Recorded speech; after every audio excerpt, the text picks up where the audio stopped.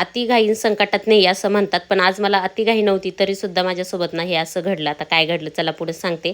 आज करडईची भाजी करायची होती, भाजी छान शिजवून घेतली आणि ती भाजी ना मिक्सरमध्ये वाटायला गेले तर ना माहीत नाही कसं काय पण सगळीकडं ना ही भाजी उडाली.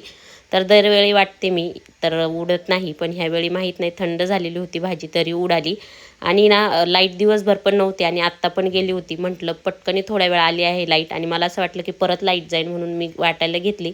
घाई तर अजिबात नव्हती मला भाजी वाटण्याची, फक्त लाईट जाईन त्यामुळं ना वाटून ठेवायची होती आणि तुमच्यासोबत ही करडईच्या भाजीची रेसिपी शेअर करायची होती. पण ना हे असं झालं त्यामुळं ना सगळ्यात आधी तर मला तो किचन वाटा सगळा साफ करत बसावा लागला आणि त्यानंतर मग स्वयंपाक करायला घेतला. तर काही नाही, करडईच्या भाजीमध्ये लसूण, हिरवी मिरचीचं वाटण आणि शेंगदाणे हे टाकायचं आणि करडईची भाजी शिजवून घ्यायची, वाटायची आणि मग ती टाकायची. करडईची भाजी खायला खूप भारी लागते आणि ही भाजी तर आमच्या शेतातली होती त्यामुळं ना मी ती बनवणारच होते. तर मग मी नाही तर एक भाकरी पण टाकून घेतली. भाजीसोबत भाकरी खूप छान लागते. माझ्यासाठी सकाळची चपाती होती, मग आता यांच्यासाठीच फक्त एक भाकरी टाकली आणि करडईची भाजी एवढी छान झाली होती ना.